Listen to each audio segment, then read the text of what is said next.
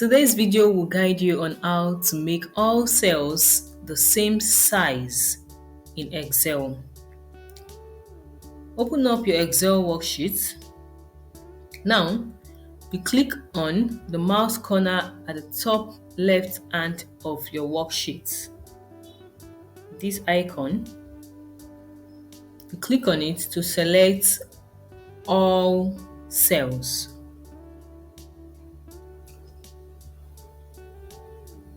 Once you selected all the cells in your worksheet, you place your mouse pointer to the border lines in the letter area, any of the letter areas. This is a border line. Then you double click and adjust to however you want the cells to be.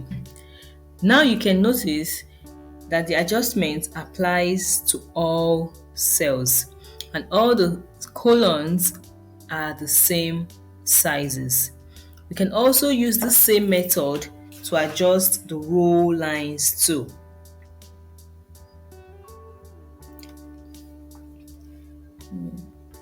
To adjust the row lines, you select all the files, then you place your mouse on the line between each row number, any of the row number, then you double click and drag up or down depending on how you want to adjust the size.